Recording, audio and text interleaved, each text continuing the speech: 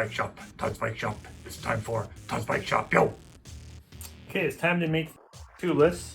Even though this is a temporary setup with this particular tire, I wanted to make it rideable because I'm going to test the new suspension before I fully commit to destroying the old wheel tire combo. And as we showed last time, wheel is good. The air did eventually come out of it, but that means we're in good shape now for sealant. So what I'm going to do here is I'm going to use a syringe and sealant. So this is an alternative to Stan's sealant, which you might be familiar with. This is a Trucker Company. I like Trucker Company for their brake pads very much, and so I decided to give their sealant a try. And first step, what we have to do is we have to actually remove the valve core so we can get the sealant in. And to do this, we use the valve core tool, tiny wrench basically, up that valve core. Righty tighty, lefty loosey, so we're going left here. Pull that valve core out, giving us a lot more space here for the air, or actually not the air, but the sealant to flow through. What happens is this comes with the Trucker Company fluid. It's a nice big fat syringe, so I'm going to actually just get that over the threads. Okay, it's time to make tubeless. Even though this is a temporary setup with this particular tire, I wanted to make it rideable because I'm going to test the new suspension before I fully commit to destroying the old wheel tire combo. And as we showed last time, wheel is good. The air did eventually come out of it, but that means we're in good shape now for sealant. And so what I'm going to do here is I'm going to use a syringe and sealant. So this is an alternative to Stan's sealant, which you might be familiar with. This is a Trucker Company. I like Trucker Company for their brake pads very much, and so I decided to give their sealant a try. And first step, what we have to do is we have to actually remove the valve core so we can get the sealant in. And to do this, we use the valve core tool, tiny wrench basically, up that valve core. Righty tighty, lefty loosey, so we're going left here. Pull that valve core out, giving us a lot more space here for the air, or actually not the air, but the sealant to flow through. What happens is this comes with the Trucker Company fluid. It's a nice big fat syringe, so I'm going to actually just get that over the threads. I think I can zoom in on, oops. Zoom in on the over the thread fitment of that syringe. And now the trick is going to be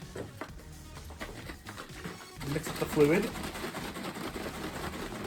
It's full of particles basically in fluid that end up blocking and sealing all the holes in our tape job. See the previous video. Hold this guy up for,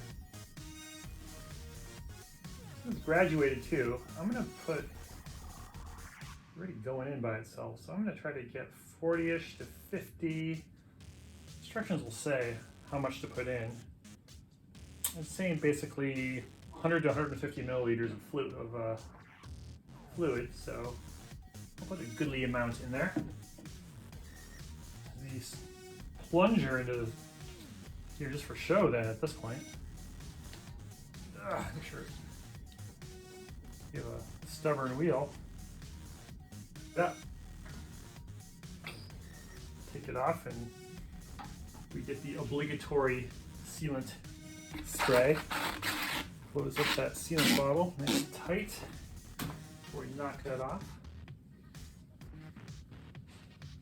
And for kicks, because we're already on the rim, or the tires are already mounted, I'm going to go ahead here and just put the Presta valve stem back in. I'm going to give it a little tweak with the wrench, just for good measure. There we go.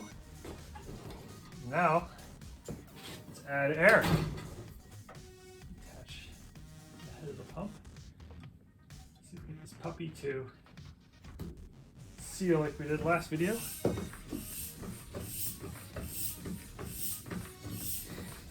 It might be good before you get that much air into this thing.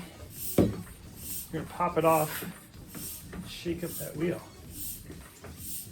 So I got about 15-20 psi in it already. Let's spin it. Get that fluid sloshing around here. Let's spin this puppy around. Any of these sort of motions are good for getting that fluid all along the edge here. We really want to get it on the sides of the tire. So you just can imagine sloshing the fluid around.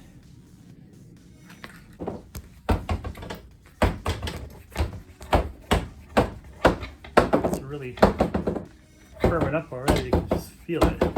All out shake. Shake it, shake it, shake it.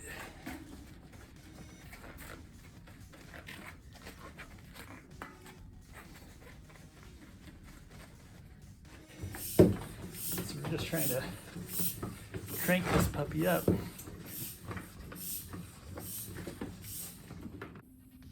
Swap up the camera so you can see where we're at here. Not quite 20 psi yet. Let's take this puppy up. 30. Normally I put in 20 to 24 in the front. Unless I'm going to be riding the road a long way to the trailhead, at which point I'll put them almost as high as 30. Okay, we got this puppy now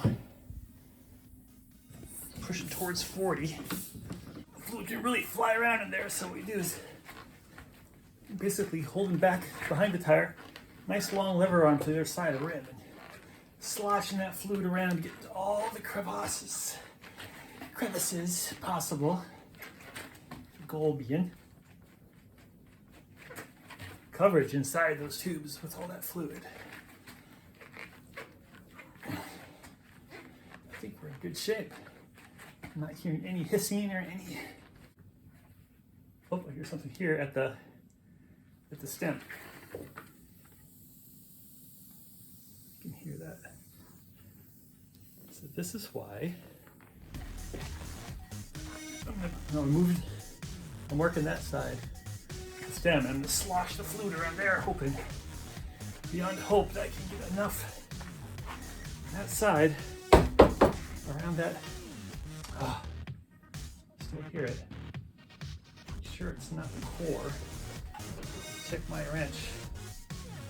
A little tighter. Still hear it. Not good.